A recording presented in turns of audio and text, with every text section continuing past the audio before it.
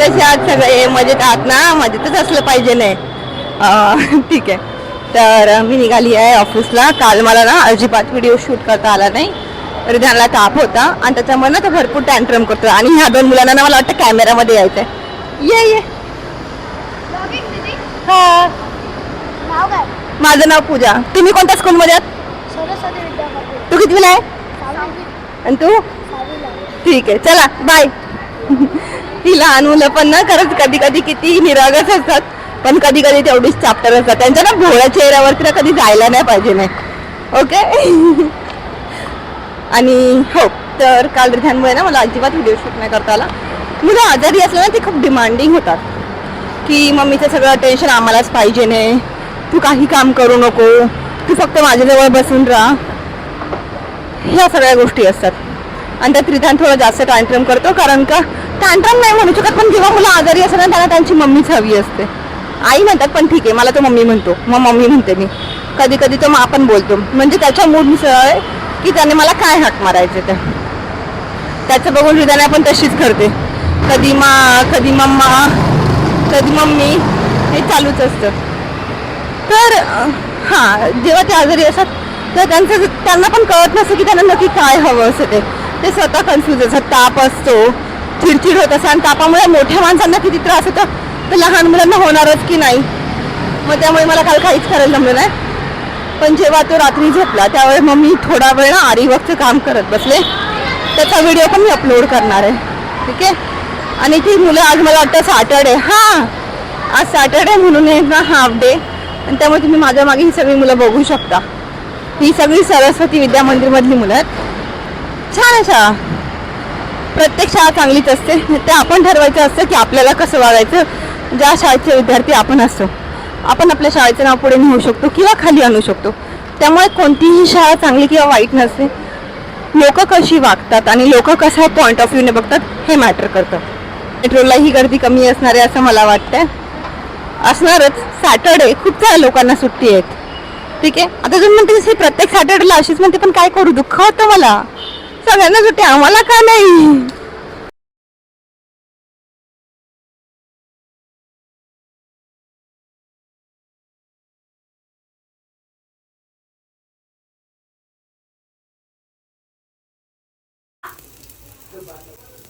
Hello.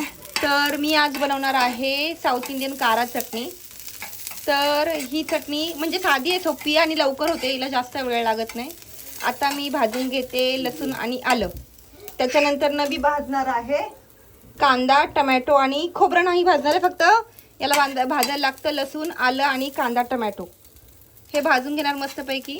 आलं पण थोडं भाजलं ना की छान चव येते त्याची आणि चांगलं लागतं. याच्यामध्ये उडदाची डाळ, चण्याची डाळ ह्या सगळ्या गोष्टी पण घालतात, पण मला उडदाची डाळ जास्त आवडत नाही म्हणून मी घालत नाही.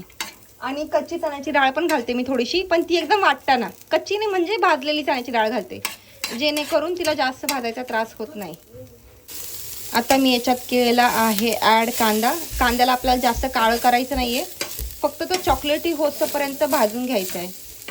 ही चटणी ना मला माझ्या पप्पांच्या एका मित्राने शिकवली. त्यांचं नाव शंकर अण्णा आहे. जेव्हा आम्ही सगळे तिरुपतीला गेलो होतो ना तेव्हा त्यांनी ही चटणी बनवून आणली होती, आणि ही चटणी 3 ते 4 दिवस राहिली होती. त्यांनी खूप मोठा डबा भरून आणला होता, आणि मला ती एवढी आवडली की मी त्यांना पूर्ण रेसिपी विचारून घेतली.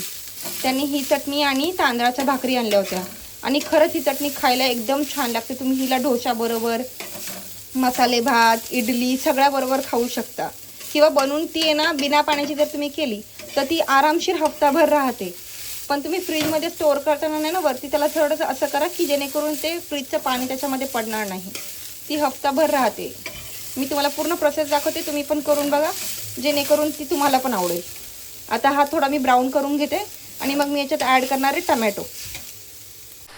तर मी हे टमॅटो पण आता भाजून घेणार आहे, जेणेकरून याच्यातलं सगळं पाणी निघून जाईल आणि ती चटणी जास्त काळ टिकते. याला ना काळा चटणी म्हणतात. मला शुअर नाहीये ना की काळा चटणी म्हणतात की नाही, पण हा तुम्ही याला काळा चटणी म्हणू शकता.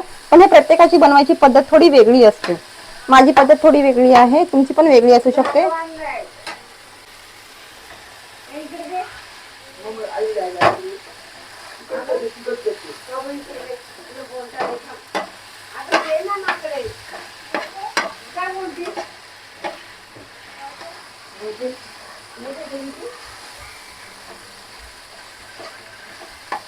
काय केलं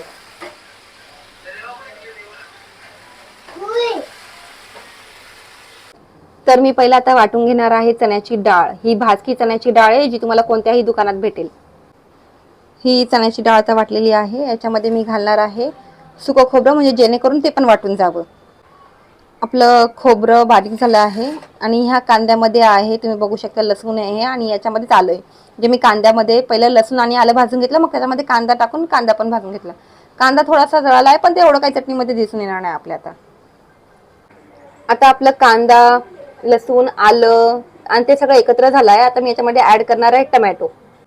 आता तुम्ही याच्यात तुमच्या हिशोबाप्रमाणे मीठ मिरची घालू शकता. आम्हाला तिखट चटणी आवडते, त्यामुळे मी याच्यात 2 ते 3 चमचे मिरची पावडर घालते. असं म्हणू नका की जास्त तिखट खातात, पण हां, आम्हाला तिखटच लागते ही मिरची, कारण का त्याशिवाय मग चव नाही तिला. कारण का नारळाची चटणी ऑलरेडी ती मिळमिळीत वाटते, मग ही चटणी तिखट असली की जरा खायला चांगली वाटते. आता मी मीठ घालून घेते, म्हणजे चटणीला चव येईल. कोणतंही साऊथ इंडियन जेवण हे चिंचेपेक्षा चिंचेमुळे कमीच असतं, त्यामुळे आता मी ही चिंच टाकून घेते, म्हणजे या चटणीला एकदम आंबट आणि तिखट असा स्वाद येईल. तुम्ही बघू शकता चटणीमध्ये अजून असं तेल कसं करतंय, म्हणजे याचा अर्थ तेल पण चांगलं तापलं आणि आपली फोडणी पण छान झाली आहे.